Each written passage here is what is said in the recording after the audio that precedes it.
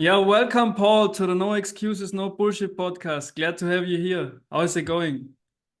Going very well. Thank you, Michael. And I will try to avoid any excuses and to avoid any bullshit for this Awesome. session, if I can at all. You feel free to pick me up if I slip up on that. Yeah, awesome, awesome. Yeah. First we could start with a small introduction of yourself. Sure, This would be awesome. sure. What would you like to know? Everything. Everything, Well, everything, everything. Well, I can give you a brief introduction, yeah, and you can jump in and let me know if that's the type of stuff you're interested in yes. or not. Um, I I suppose my life has fallen between two fascinations. Mhm. One, the inner world and the outer world. The inner world being a consistent meditator for about 40 years. Meditation is something I've studied for all those times. I've been to India on a number of occasions, and it's just been a passion and obsession of mine for all those decades. And the whole self exploration has just been huge for me for all of those years. Um, but I've also had a fascination with business and investment and creating some degree of financial independence of wealth for myself. So both have really driven me all of my life. And so I think finally I found some balance in it, in the fact that I have two businesses here in Ireland. And thankfully, at this point in time, I'm not overly involved in them day to day. I have a management team that run them. So I get to have two businesses that have been there for many decades, um, that give me a very comfortable, financially independent lifestyle, um, while I have the time to pursue my passions and you know, study, meditation, all the sort of. So I think at this stage of my life, I found a good balance between both, but that maybe gives you some sort of picture of what my drivers are. That sounds awesome. And you made some really interesting points also with the meditation. How did you get in there, like in the whole meditation thing? And I think it's a very valuable habit, right? I assume you're doing it daily. And also another Yeah, thing that's really interesting is for many of the listeners, I think is how did you get to that state, to that state, having two businesses, having that balance. I guess it required a lot of work yeah, in first place. So also there, I think you were forced to implement some habits in that sense. yeah. Look, it took a very lot of hard work, and it's. I have to be careful sometimes when you're talking from a point of where you've achieved some degree of freedom in your life, financial freedom and time freedom. And when you've achieved both of those, and that's the lifestyle you have, I think it's important to be careful not to pretend that you fell out of bed and stumble across those. And Mhm. um, they have taken me decades to get to this point. But to take the story back, you asked how I get into meditation. My first experience in meditation, I was 17 years of age. I was in a boys' school, a Christian Brothers school. I don't know if that is. A Christian Brothers, like a religious order that teach, and the Mhm. Christian Brothers, disciplinarians, corporal punishment was no. It was a good friend of theirs. They'd no problem giving you a good beating if that's what you needed. This is going back now, I suppose, 40 years ago, or more. And so a teacher didn't turn up one day. There's 30 of us in class, 17-year-olds, 16, 17. It's chaos. It's a bit of craziness going on. And our teacher hasn't turned in. And suddenly the door opens and this Christian brother is standing in the doorway. And he's a terrifying sight. He's head to toe black. He's a young Christian brother. and he's not happy with us. And he storms to the top of the room, and we're expecting abuse because these were tough guys. I don't know what they're like now, but they're tough. They were tough guys. So he yells at us to keep quiet. We're expecting some troubles coming. And after yelling at us to keep quiet, he tells us all to settle down, and he tells us all to close our eyes. We go, what's going on here? Yeah. And what he does for the next about 20 minutes, bizarrely, instead of screaming and shouting at us, he takes us through a guided meditation. This is about 40 odd years ago. I can still see myself sitting in that room, sitting in the desk beside the window on the radiator on the wall, and following his instructions. And it was the most amazing thing I'd ever experienced in my life. It was like being dropped into a beautiful warm bath, this energy flowing over my body of peace and surrender and serenity. And it was incredible. It was blissful. It lasted about 20 minutes, in which stage that was grand. It was over. And I remember going home that evening thinking, oh my God, that. And I went home and I tried to recreate that experience, and I couldn't. And I tried a number of occasions that I just couldn't get back there. And I was fortunate that about a couple of years later, my father, who had a small business at the time, attended a course to deal with his own stress of running a business called the Silva Method of Mind Control. They now just call it the Silva Method because nobody likes the idea of mind control. And he attended that, thought it was great, and paid for myself, my brother, my sister to attend this course over 2 weekends. And on that course, I was back in from the point of view that they spend a lot of time doing visualization and meditation. And I connected back into the place, and I went, oh, I'm home. And I knew I'd found my home. And over the past 40 years or so, I have rarely missed a day when I haven't spent some time in meditation. So that's how I was introduced. Impressive. That's how I was introduced. And how I benefit. So how the lucky thing for me in meditation, because a lot of people would say they would like to meditate. I was, if you can imagine, in the first time I ever tried it, I had this blissful, incredible experience. And if you have that, you're hooked, you're an addict for the rest of your life. And most people will maybe spend years or decades to try and experience that. I experienced that the first time, but then I actually had to go back and start from scratch and try to get back there. And it's a changing state. So you're in and out. But I had that sweet taste. So I suppose maybe it's like if you're a pauper and you get to spend a day as a millionaire, and you go, this is what it's like. And now you really have the incentive and the motivation. So I was lucky that I was an addict. And once I'd found it again, I thought, I'm staying here, I'm living here. And it's a practice of I've kept with me all of my life. Awesome. What was the other question? Yeah, it was basically, no, I just wanted to say, like, I had a similar experience, but I was doing yoga nidra, and so the first times it was just like I did it for 10 minutes or so, like just to get used to the whole meditation stuff. And there was one session that lasted for 1 hour, I think. And it was also like yoga nidra is, I think, most of the times guided.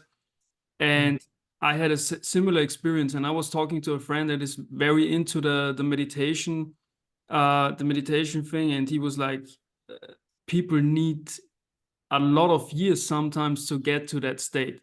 And I also had a similar experience like you, but currently I'm trying to get back to that state. So it was the first time, and now I'm just working my way back to it again. Well, that's a very similar story to me then. And I think also then some of the years of business in the early years maybe were very difficult, very, very stressful. And I both wanted to be in business because I wanted to make money and I wanted financial independence. And yet it's like inside me there was a monk and a businessman. And so the monk side of me wanted to spend his life in meditation. Yeah. And the businessman wanted to make money. And it was like there was a battle between those two sides. And so I think to some degree, because of that battle, I needed to retreat to the meditation. So I'm an introvert at heart. So I would be in the office, and I have a meditation blanket in the back of my car, which I keep there to this day, Mm. because I would be in the office many years ago, and I would find after a couple of hours I was just full of tension, and I would just walk out. What was my own business, so I would just walk out. Could be going to a meeting or whatever, and I would drive around the corner to a local park, and I would just get the blanket out, cross it with my knees, and I would just meditate there for half an hour, 45 minutes, and Mm. return to a calm state and go back to the office. So I was always pulled between both, and I think that friction also, as you well know, is where how you become stronger as well. Yeah. No, definitely. I think meditation is a good tool to come back to a calm state. And I mean, it really depends in to which extent you are practicing it. But I have found the best time was for me works is so the time duration that works best for me is between half an hour and to an hour, Mm. honestly, because I need some time to get into it, to really like get off all the thoughts I have from work and stuff. But I think just like way too few people know the power of it. And Yeah, I did a podcast 2 or 3 weeks ago, yeah, uh, suggesting people take 15 seconds, just 15 seconds every hour to meditate, just to, and I described how to do it, but the idea was to continually remind your brain that there's a calm place to go to, so that your brain has that neural connection of understanding. Oh, I can experience 15 seconds of calm or 15 seconds of singular focus. But I think meditation is very personal, and uh, because largely my time is my own now, I tend just to meditate, and I don't time it. I just sit down to meditate, and when I'm finished, I'm finished. And that could be 20 minutes, it could be 45 minutes, it could be an hour. It's whatever it is. Um, but I don't like to encourage people to do that, because I think if you could develop the habit of meditation, if it was for 5 minutes to 10 minutes, you're going to find a benefit to you. So it really comes yeah, down to whatever it works, whatever works for you. Um, if people are not familiar with meditation, if it's not the type of thing they think is of use to them, then what I say next is gonna sound strange to say. But a teacher said to me years ago, meditation is not something you do. Meditation is who you are. yeah, Uh, that's and powerful. so and so for me, meditation is a returning to my center, and a retreating from the distractions of the world to remind me who I am. So that's what it is for me. But it's a very personal thing. Yeah, it's definitely sorting the chaos, I would say. Yeah, Like that's a good point, I think. yeah, And yeah, I regarding the time and the duration, yeah, it's very personal. I yeah. had had great sessions with 10 minutes. You But know? the thing about it is Yeah, that if you have 10 minutes, yeah, do 10 minutes. I mean, don't be hung up on the fact that someone else. Do you know? I know you're into exercise and fitness, and it's very much the same. If you say to someone you need to exercise for 60 minutes a day, to go, well, I don't have the time. yeah, Well, you would be better doing 15 minutes a day than yeah, not definitely. than Definitely. not doing it at all. So Yes. and the thing I find, and I would say meditation and exercise are similar from the point of view, um, is that when you get into it and you say, well, I'm just going to do it for 10 minutes, when you get into it and it begins to nourish you and you begin to feel the benefits, then it will be easier to go, well, I might make it 20 minutes and I might make it a half an hour. Yeah. So Same if yeah, with exercising. Yeah. exactly. Yeah. It begins to it turns to a point where it's no longer a chore. It's nourishing you, and you go, well, I want to do more of this. And I think that's the power of habits. Because what I teach my habit devs is also that if when they are at the starting point in developing a habit, you can go with as much as 2 minutes, Mm. or 1 minute or 2 minutes. It really depends on the habit. But Yeah, for exercising, if you start with 10 minutes, that's fine. Give yeah, your muscles some contraction, and it will grow. And that's the same with the focus you need to have for the meditation to sort out the chaos and all the thoughts. I think I started even with 2 or 3 minutes. I think I started with breath work first. Yeah. So just breath work. And then I started with yoga nidra, and now I do both. It's funny that you mentioned this with the 15 seconds each hour. So what I do is most of the times 3 minutes of breathing. So every hour I have a timer, and then I just use 3 or 5 minutes for breathing. And If you can get in 3 or 5 minutes every hour, that's amazing. What I was trying to do is just suggest to people that something as simple as picking up a pen and holding it, and for 15 seconds, allow that pen to absorb your entire attention, yeah, and be with that pen for 15 seconds, because a stillness will come to your mind even for 15 seconds. And if you do that repeatedly, it has a great impact. Something I do if I'm standing in a queue in a bank or something, or you're queuing for a coffee or whatever, is I notice the weight on my feet. Now, I use a stand-up desk, but I normally don't notice I'm standing. But I bring my attention and I feel the weight on my feet. Or if you're sitting down, you can feel the weight of your body. You go, oh yeah, I did. All day long I haven't noticed the weight of my feet. Bring your attention to that weight and leave your attention there for 15 seconds. And it relaxes you. But I think what I'm trying to introduce to people here is that there is this focus of attention. It is calming. It is training your brain it's rewiring your brain to calm, to find a place of calm, and it becomes a familiar home. And you have the chaos, but you now have something else. Whereas most people just have the busyness and they just have the chaos. And what I'm trying to present is, if you had time to experience something else, now when chaos emerges in your life, then part of your brain would remember, but there also was quiet. Okay. yeah, So quiet is a choice also. there's something you can fall back on. So that's what That's it. Yeah. That's also something that's for me meditation and breath work, Yeah. but also the workouts. I'm not working out to shape my physical appearance. Like, of course, that's a nice effect too, but the mental benefits for me, that's the thing I'm going for. So when I'm also working a lot, but I know when it's workout time or when it's meditation time, that's my time. So all the chaos, like, let's push it on the side for a while and really focus on that thing.